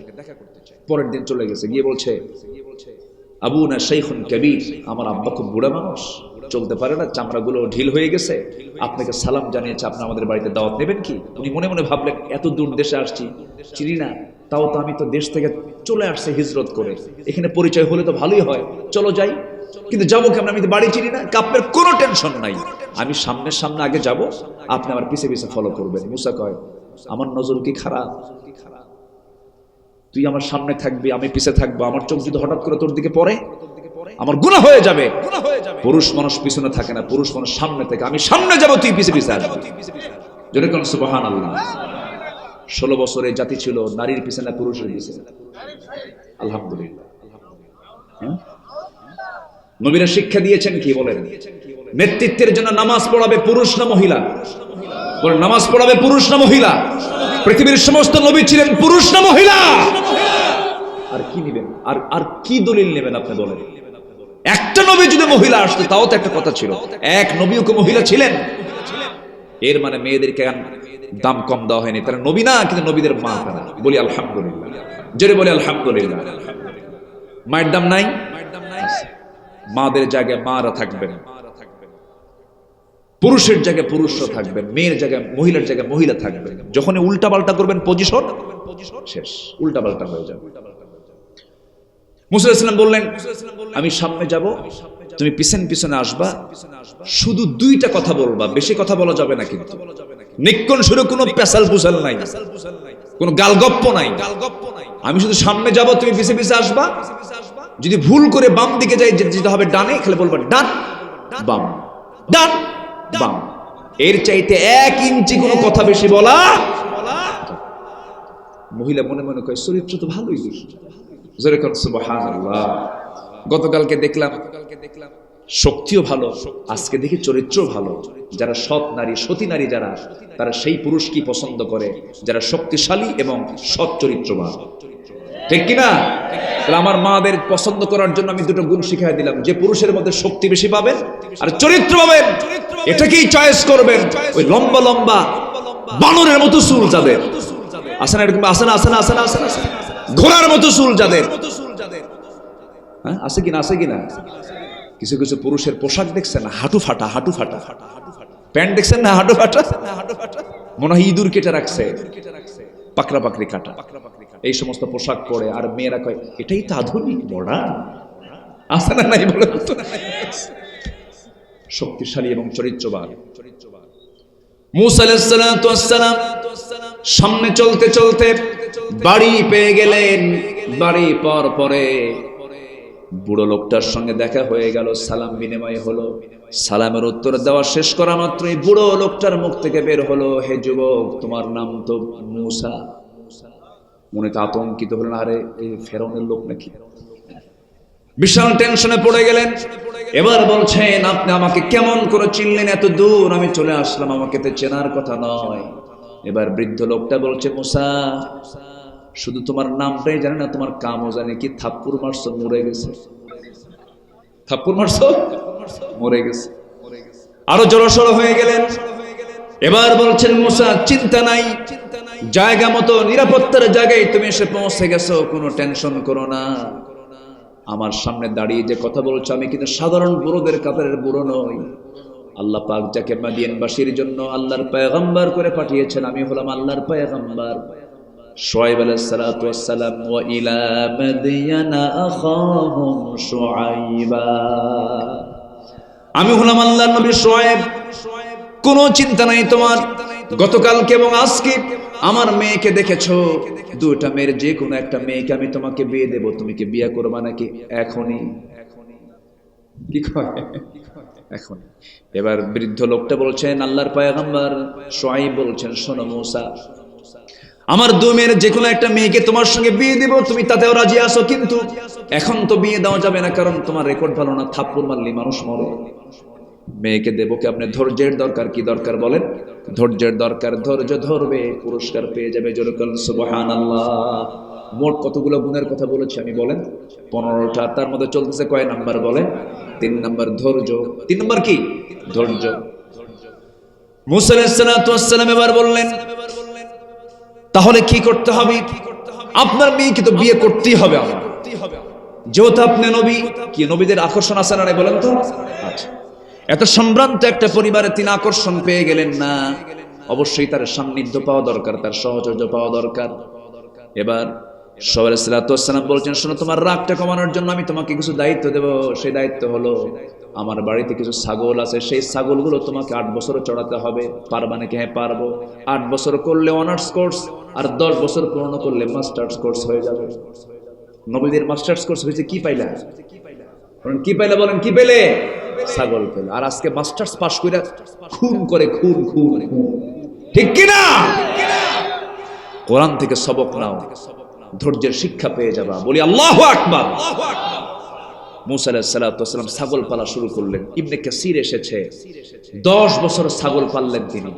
সর্বশেষ দিন ছাগল পাল নিয়ে বাড়ি আসতেছেন, হঠাৎ করে এক ছাগল একা একদিকে মারছে দৌড়। উনি এখন ওই ছাগল ধরার জন্য মারছেন দৌড়। নবীও দৌড়, ছাগলও দৌড়। নবীর সঙ্গে কি আর ছাগল পারে? সকল নবীদের দৈহিক শক্তি সবচেয়ে কম না সবচেয়ে বেশি ছিল? বেশি ছিল। আল্লাহ পাক আমার রাসূলকে 100 জন জান্নাতি পুরুষের সমান শক্তি দান করেছিলেন। কয়শো জন? 100 জন। বিশাল ব্যাপার। মুসা আলাইহিস সালাতু ওয়াস সালাম ছাগলটাকে দৌড়ায় দৌড়ায় ধরিয়ে ফেললেন, কিন্তু ছাগলটা নবীর শরীর থেকে ঘাম ঝরায়া ফেললো। শরীর থেকে যখন ঘাম ঝরে তখন মানুষের মেজাজ কি থাকে? এটা গরম থাকে। এমনিতে গরম মানুষ, ওইদিকে দৌড়া দৌড়া ছাগল ধরতে না পেরে শেষ পর্যন্ত ধরিয়ে ফেলেছেন। রাগ উঠছে 100 ডিগ্রি। দুই হাত দিয়ে দুই পা ছাগলের শক্ত করে 2 হাতে নিয়ে শূন্যের উপরে খাড়া করেছেন। এক আছাড়ি তোরে মেরে ফেলবো। লক্ষ্য করে দেখেন ছাগলটার 2 চোখে ভয়। শরীরের লোমকূপ থেকে ঘামগুলো টপ টপ করে পড়ছে। ছাগলটার গোটা দেহ ভাইব্রেশন হচ্ছে, কাঁপতেছে। সঙ্গে সঙ্গে ভাবলেন, ছাগল তোরে মাইরা কি লাভ? ছাগলই তোরে মাইরা লাভ আছে? দয়া হলো, মায়া হলো। 2 হাত থেকে 2 পা ছেড়ে দিয়া ছাগলটাকে কোলের মধ্যে নিয়ে তিনি আদর করলেন। প্রাণীর প্রতি রহম দিল হলেন, মুহাব্বত করলেন, ভালোবাসলেন। ধৈর্য চলে আসলো। আল্লাহ বলছেন, মুসা আমি তোমার নবুয়ত দিয়ে দিলাম। জোরে বলেন সুবহানাল্লাহ। কি ধৈর্যের দরকার আছে? আসতে বলবেন না? আছে, আরো আছে। কয়টা পয়েন্ট বলেন? নুরু ওয়াজ কি শেষ না শুরু? জিকির করি লা ইলাহা, আরো জোরে লা ইলাহা,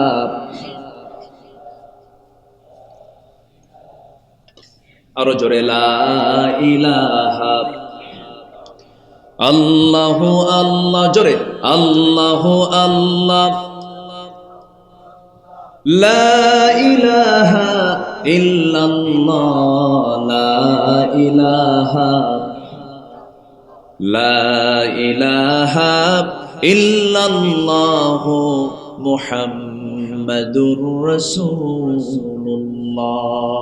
সাল্লাল্লাহু আলাইহি ওয়াসাল্লাম। দিন চলে গেল, এখনো বহু কথা সামনে পড়ে আছে। আমি যে পয়েন্ট নিয়েছি এই পয়েন্ট শেষ করতে মোটামুটি 3 দিন হলে ভালো হয়।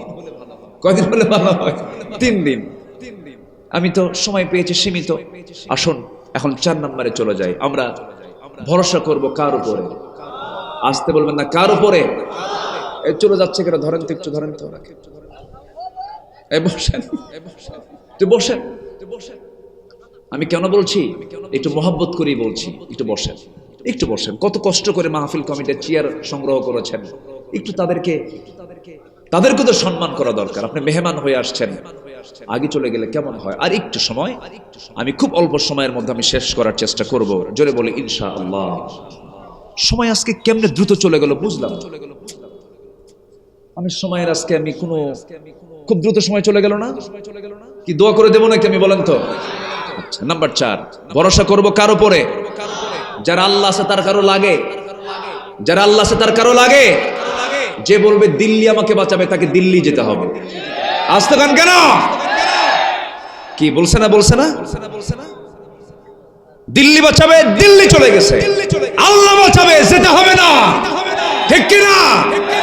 আমাকে বাঁচাবেন কে? আমাকে বাঁচাবেন কে? আল্লামা সাইদি আমার দৃষ্টিতে, আমার কাছে মনে হয় তিনি একজন সম্পূর্ণ আল্লাহওয়ালা মানুষ ছিলেন। একজন আল্লাহর মুখলেস বান্দা ছিলেন।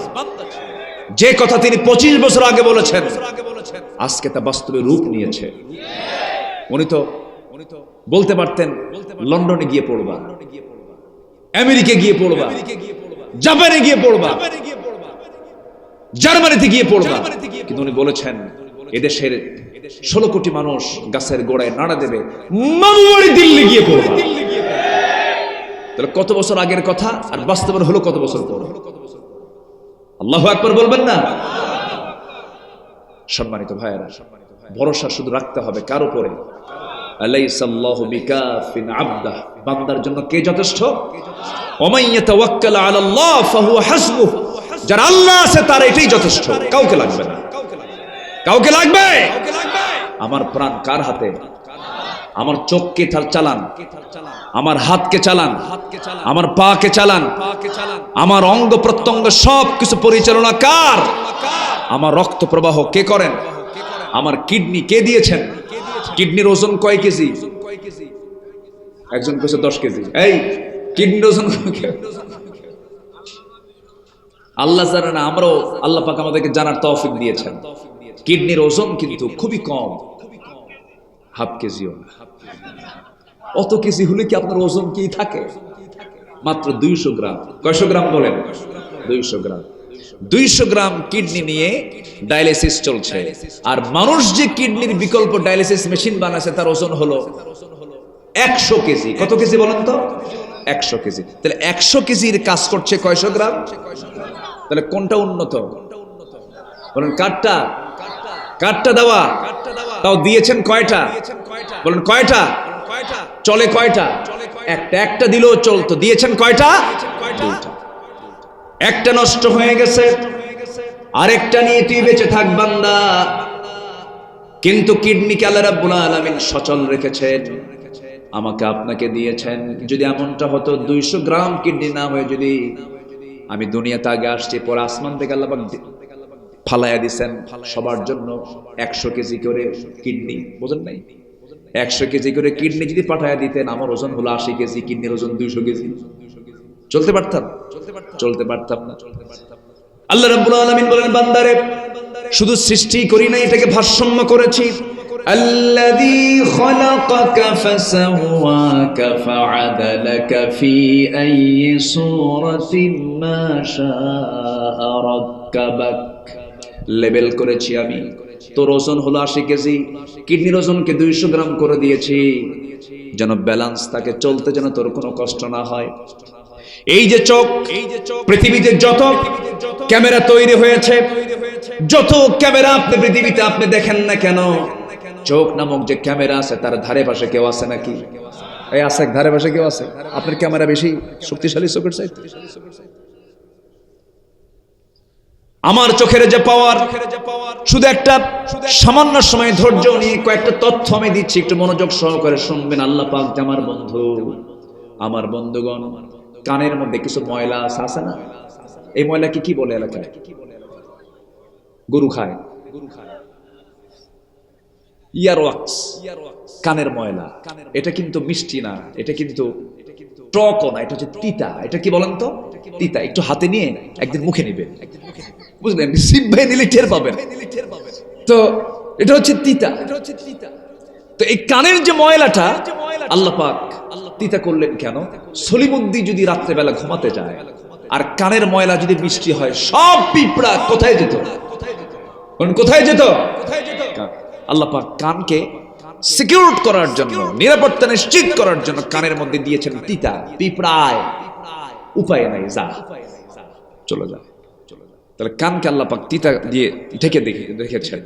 চোখকে আল্লাহ পাক ভাসিয়ে রেখেছেন হলো মিঠা পানি না লবণ পানি? বল, মিঠা না লবণ? লবণ। লবণ পানি দিয়েছেন। একই দেহ কিন্তু এটা তিতা, এটা কি? লবণ। লবণ পানি দিয়েছেন কেন? লবণ হচ্ছে এমন একটা জীবাণু ধ্বংসকারী একটা উপাদান। প্রত্যেক জীবাণু ধ্বংস হয় কার কাছে এসে? লবণের কাছে এসে। আল্লাহ পাক সমুদ্র হচ্ছে পানির উৎস, এটাকে লবণ করেছেন, খরস্রোত করেছেন। লবণ করেছেন কেন? সব মানে জীবাণুগুলো সব ওখানে গিয়ে জমা হবে আর লবণ সব জীবাণু নাশ করে ফেলবে। আবার ওখান থেকে যখন পানি তুলবেন তখন আল্লাহ পাক আবার মিঠা করে ফিল্টারিং করে আবার তুলবেন। যেরকম সুবহানাল্লাহ। এগুলো কার পরিকল্পনা? কার? তাহলে একই দেহ।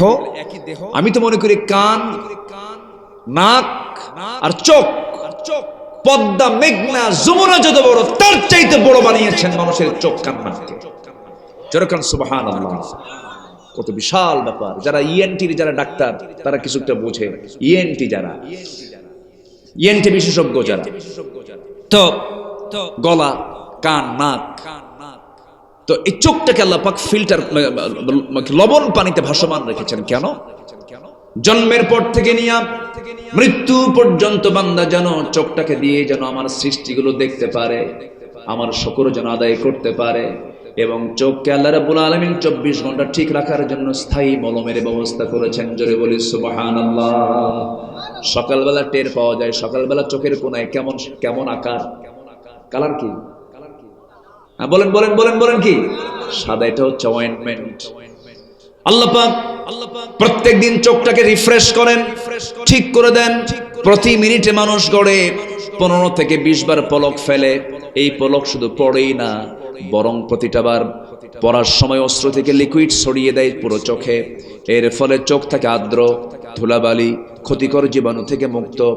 পলক হলো চোখের প্রাকৃতিক ওয়াইফার, যেমন গাড়িতে থাকে ওয়াইফার, যা ঘুমের মধ্যেও চোখের সুরক্ষা নিশ্চিত করে।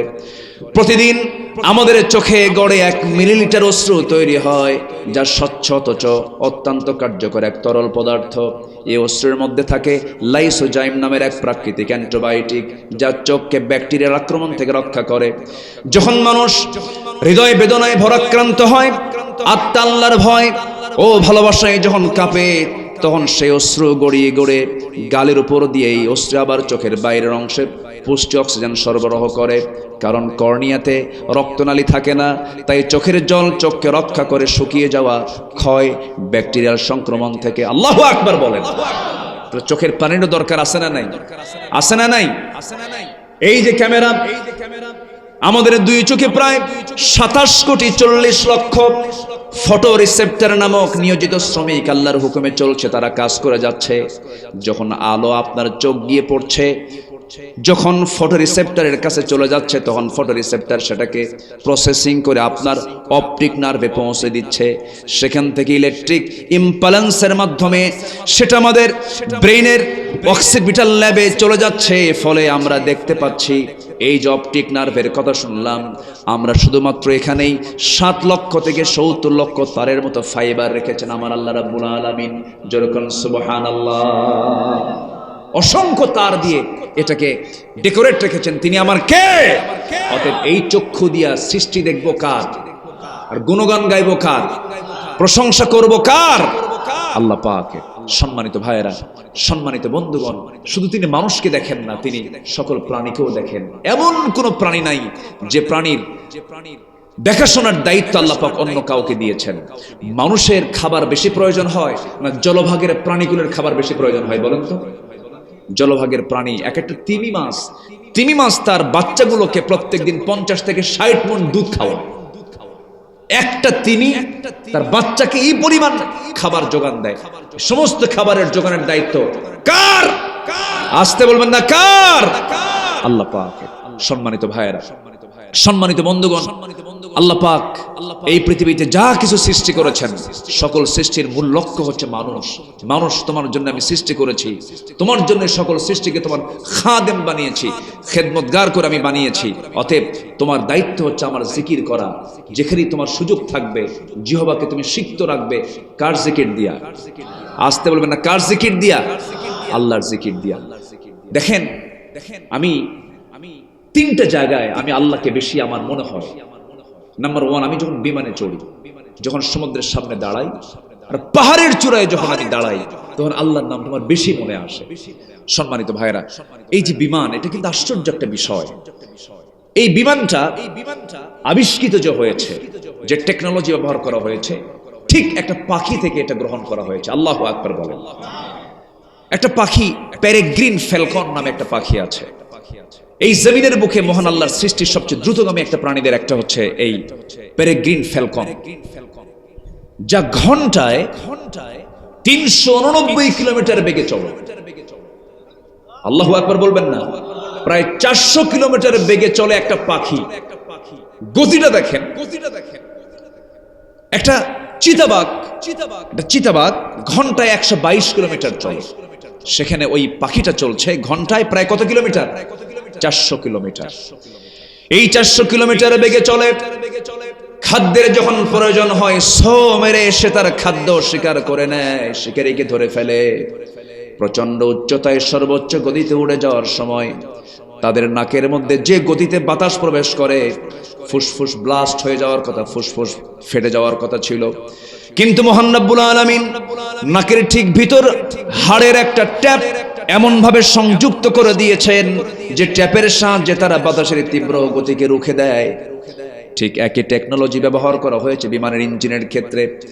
বাতাসের তীব্র প্রেসার থেকে বিমানের ইঞ্জিনকে সুরক্ষিত করার জন্য পেরেগ্রিন ফ্যালকনের মতো এই টেকনোলজি ব্যবহার করা হয়ে থাকে।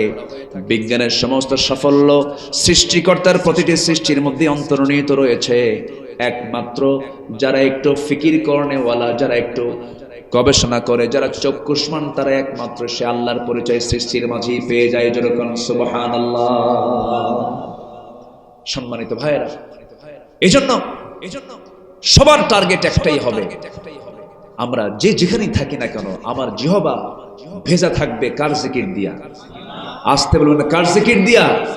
নামাজ পড়বো কয় ওয়াক্ত? আসতে বলুন নামাজ পড়বো কয় ওয়াক্ত? একা না জামাতে? বুঝে না না বুঝে? জেনে না না জেনে? সময় না অসময়ে? ইয়াং কালে না বুড়া কালে? বুড়া কালে পড়ার দরকার নেই, কিন্তু গুরুত্ব বেশি কোন কালে? ইয়াং, যৌবন কালে। বুড়া কালে তো বুড়ি থাকি না। বুড়া তো বাড়িতে সময় কাটে না, যায় মসজিদে। চাচা মসজিদে আসছে, এত কষ্ট করে, বুড়ি নাই, কে দেখে? আল্লাহর কাছে আসছে। এরকম কইরা নামাজ পড়লে হবে না। নামাজ পড়তে হবে কার খুশি করার জন্য? আসতে বলুন কার খুশি করার জন্য? আল্লাহর খুশি করার জন্য। সবাইকে নামাজ পড়তে রাজি আছেন? নামাজ আগে না ধৈর্য আগে? বলেন নামাজ আগে না ধৈর্য আগে? ধৈর্য আগে। ইস্তাঈনু বিস-সাবরি ওয়াস-সালাহ। আপনি নামাজ পড়ছেন কিন্তু ধৈর্য নাই, নামাজ হবে? ইমাম সাহেব সূরা একটু লম্বা পড়ছে, যেরকম আমি আজকে দেখেন না আপনাদের কেমনে জোর করে বসায় রাখছে, ধৈর্য ধরে বসে আছেন আপনারা। রাগ করছেন মনে হয় আপনারা নাকি? হুজুর আমি তো শেষ, আপনি শেষ করেন না, আমরা যাবো কখন? এরকম চিন্তা করতেছেন নাকি আপনারা? আচ্ছা, ইমাম সাহেব নামাজ যদি একটু লম্বা করে, কিছু কিছু মুসল্লির বিরক্ত আসে না? আছে কিনা? এরকম আছে কিনা? আছে। ইমাম সাহেব সূরা একটু লম্বা করেছেন, এখন লম্বা করার কারণে তার লোকমা দেওয়া যায় না। কিছু মুসল্লি আছে পিছন থেকে আওয়াজ দেয়, আছে কিনা বলেন? ইমাম সাহেব ভাবে হাই রে, সভাপতি যে গলার আওয়াজ দিছে, নামাজ যদি লম্বা করি চাকরি শেষ। ওই লম্বা সূরা আবার সেজদার কাছে যে শর্ট মারে, সেজদা আবার কমায়। সেজদা কি করে? কমায় না। নামাজ পড়বো আমরা শর্ট না লম্বা? বলেন শর্ট না লম্বা? সুন্দর করে নামাজ পড়বো আমরা, জোরে বলি ইনশাআল্লাহ। সুন্দর করে নামাজ পড়বো, সময় দিয়ে নামাজ পড়বো। মদিনায় নামাজে দাঁড়াইছে ফজর নামাজ। কি নামাজ? ইমাম সাহেবের বয়স হলো 90 বছর। বয়স কত? 90 বছর। ফজর নামাজ 2 রাকাত শেষ হয়েছে 39 থেকে 40 মিনিট। এরকম 40 মিনিট সময় নিয়ে যদি দুর্গাপুরের যে কোনো মসজিদের ইমাম সাহেব যদি একদিন ফজর নামাজ পড়ায়, নামাজ শেষ। বলেন আপনারা? হুজুর কাম তো আপনার নাই, যার নাই কোনো গতি সে করে ইমামতি, আমাদের কি কাজ নাই? শেষ। কিন্তু না, আমরা সবচেয়ে বেশি সময় দেব কাকে? কাকে সময় দেব? তাহলে নামাজ আগে না ধৈর্য আগে? ধৈর্যের সাথে নামাজ। ওয়াজ শোনা আগে না ধৈর্য আগে? ধৈর্য আগে। ধৈর্য না থাকলে তুমি থাকতেই পারবে না।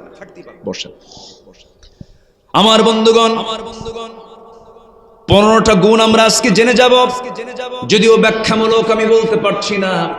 নাম্বার 1 আবার মনে করার জন্য বললাম সত্যবাদিতা। নাম্বার 2 হলো আমানতদারিতা। নাম্বার 3 হলো ধৈর্যশীলতা। ধৈর্য আছে যার, ঈমান আছে তার, ঈমান হেফাজত হবে, তার কাছে ধৈর্য থাকতে হবে। নাম্বার 4 হলো তাওয়াক্কুল, আল্লাহর প্রতি ভরসা রাখতে হবে।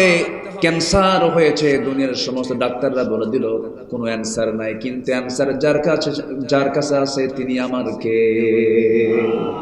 ক্যান্সারের অ্যান্সার কে দিবেন বলেন? ক্যান্সার একটা রোগ, এই রোগের মালিক কে? এই রোগটা দিয়েছেন কে? এমন কোন রোগ নাই যে রোগের ঔষধ নাই, যে রোগের ঔষধ না। ঔষধ অবশ্যই আছে। অসুস্থ হয়ে যাবেন, আল্লাহকে বলবেন আল্লাহ ওয়াইদা মারিতু ফাহু ইয়াশফিন, তোমার কাছে বলছি আল্লাহ রোগ দিয়েছে তুমি, আল্লাহ ডাক্তার বলছে ওষুধ নাই, তুমি আল্লাহ ফায়সালা দিয়ে দাও। আল্লাহর কসম করে বলি, কোরআনটা আল্লাহ পাক শেফা করে পাঠিয়েছেন। কোরআন দিয়ে আল্লাহর কাছে চাবেন, কোরআন দিয়ে রুকিয়া করবেন, আল্লাহ আপনার সমস্ত জটিল জটিল রোগ থেকে আল্লাহ পাক আপনাকে হেফাজত করবেন। জোরে বলি সুবহানাল্লাহ। নাম্বার 4 হলো তাওয়াক্কুল। নাম্বার 5 হলো ইখলাস, একনিষ্ঠতা। সব হবে আল্লাহর জন্য। ওয়ামা উমিরু ইল্লা লিয়াবুদুল্লাহা মুখলিসিনা লাহুদ্দিন। নাম্বার 6 হলো আদালত ঠিক রাখতে হবে, ন্যায় বিচার ঠিক রাখতে হবে। ইয়া আইয়ুহাল্লাযীনা আমানু কাওয়ামিনা লিল্লাহি শুহাদাআ বিল কিসত। জোরে বলুন আল্লাহু আকবার। নাম্বার 7 হলো তওবা করতে হবে, ক্ষমা প্রার্থনা করতে হবে। والذين إذا فعلوا فاحشة أو ظلموا أنفسهم ذكروا الله فاستغفروا لذنوبهم। নাম্বার 8 হলো দয়া এবং সহানুভূতি থাকতে হবে। যে হৃদয়হীন তার দোয়া আল্লাহর দরবারে কবুল হয় না। সহানুভূতি থাকতে হবে, দয়া থাকতে হবে। খুদিল আফওয়া ওয়া আমুর বিল উরফি ওয়া আরিদ আনিল জাহিলিন। জোরে বলুন আল্লাহু আকবার। নাম্বার 9 হলো নম্রতা, ভদ্রতা, নমনীয়তা। লজ্জাবতী গাছ আছে না, এলাকে কি গাছ বলে এটাকে? লজ্জাবতী গাছ। ছোঁয়া মারলেই যেন নুয়ে পড়ে, এরকম নরম সরম হব আমরা। বাপমার সামনে যখন দাঁড়াবো নত শিরে কথা বলবো, বিনয়ী হয়ে কথা বলবো, নরম সরম হব। বড়দের সামনে অত্যন্ত একদম আটোসাটো হয়ে দাঁড়াবো, নরম হয়ে দাঁড়াবো, ছোট হয়ে দাঁড়াবো। দেখবেন কিছু কিছু যুবক আছে বিশাল ফিগার, 6 ফিট লম্বা, একটু চেহারা ভালো, কালার ভালো, রাস্তায় যখন হাঁটে বুঝা আমি একখান মাল। এই আছে না, এরকম আছে না? কিন্তু তুমি কিচ্ছু না। চেহারার বড়াই করা যাবে না। চেহারার বড়াই করে আপনি কি লাভ পাবেন? মরে যাবেন, এখন সব কিছু হেরে যাবে। এই চুলের জন্য হেয়ার কি না, হেয়ার জেল নাকি কি আছে, কত কি আছে, কত যত্ন নিচ্ছেন আপনি, মরে যাবেন, সব শেষ হয়ে যাবে। এই জন্য আমাদের নম্রতা নিয়ে চলবো, আমরা বিনয়ী ভাব নিয়ে আমরা চলবো। ওয়া ইবাদুর রাহমানিল্লাযীনা ইয়ামশুনা আলাল আরদি হাওনা وَإِذَا خَاطَبَهُمُ الْجَاهِلُونَ قَالُوا সালামা। সূরা ফুরকান আয়াত নাম্বার 63। নাম্বার 10 হলো শুকর, কৃতজ্ঞতা। আমার আব্বা আমার জন্য কত কি করেছেন, আমার মা আমার জন্য কত কি করেছেন, আমার বড় ভাই আমার জন্য কত কি করেছেন, আমার বড় বোন, আমার ছোট্টবেলায় আমি তার সবার পরিবারের ছোট্ট আমি ছেলে ছিলাম, ছোট্ট ভাই ছিলাম, বড় বোনটা মায়ের মতো আমার সেবা করেছেন। বলা যাবে না কতগুলো বড় ভাইয়ের সেবাকে বলা যাবে না, আব্বা আম্মার কথাগুলোকে বলা যাবে না, শুকরিয়া আদায় করতে হবে। যে বান্দা বান্দার শুকরিয়া আদায় করে সেজন্য আল্লাহর শুকরিয়া আদায় করে। আল্লাহু আকবার বলেন।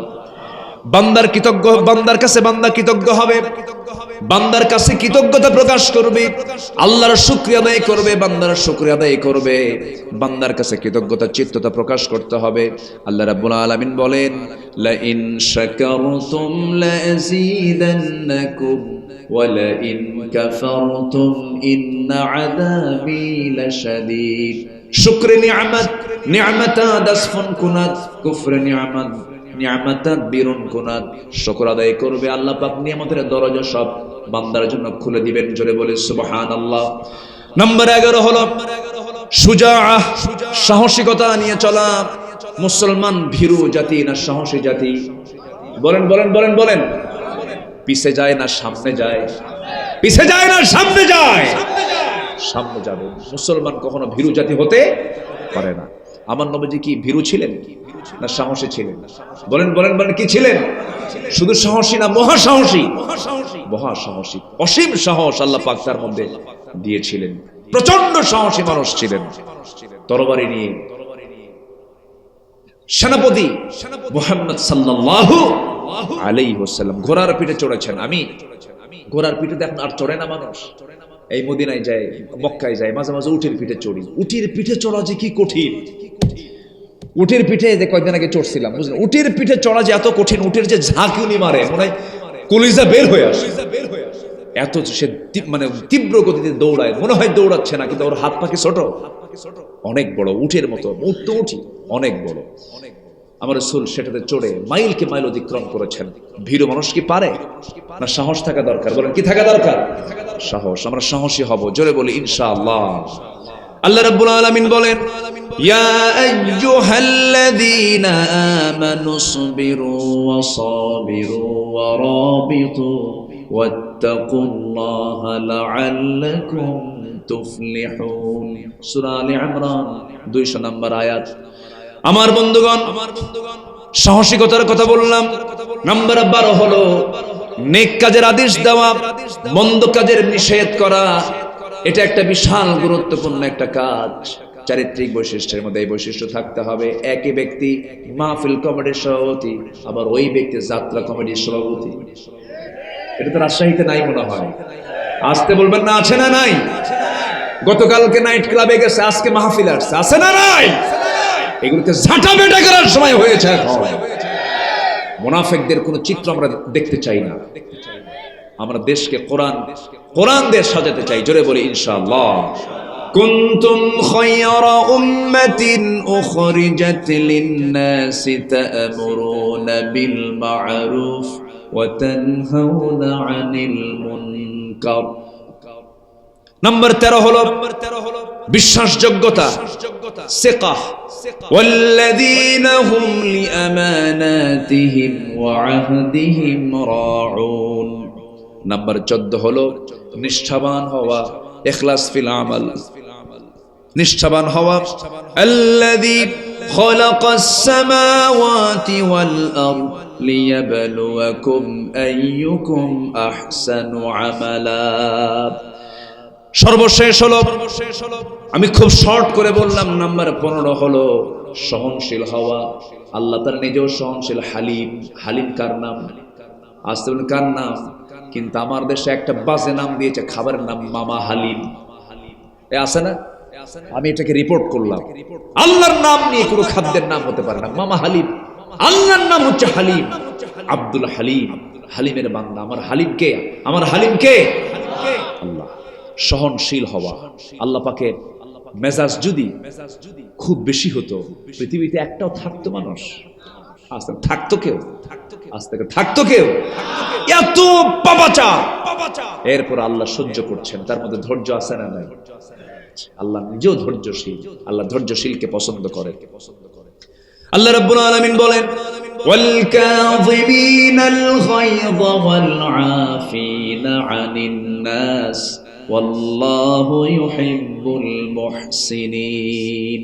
সূরা আলে ইমরান আয়াত নম্বর 134 আল্লাহ রাব্বুল আলামিন বলছেন, যারা ক্রোধকে সংবরণ করে এবং মানুষকে যারা সহজেই মাফ করে দেয়, আল্লাহ পাক ওই সমস্ত মুহসিন বান্দাদেরকে দারুণ ভালোবাসেন। জোরে বলি সুবহানাল্লাহ। আমাদের নীতি হবে প্রতিশোধ না ক্ষমা। প্রতিশোধ না ক্ষমা? আপনি ক্ষমা করবেন, আল্লাহ পাক আপনাকে ক্ষমা করবেন। আপনি প্রতিশোধ নেবেন, আল্লাহ আপনাকে প্রতিশোধ নেবেন। আমরা প্রতিশোধ নিতে চাই না, আমরা ক্ষমা করতে চাই। তবে আল্লাহর বিরুদ্ধে যারা কথা বলবে, নবীর বিরুদ্ধে যারা কথা বলবে, দ্বীনের বিরুদ্ধে যারা কথা বলবে, কোরআনের বিরুদ্ধে যারা কথা বলবে, জিহ্বা টেনে ছিড়ব আমরা। রাজি আছেন কারা কারা? হাত উঁচু করে দেখান মুসলমান।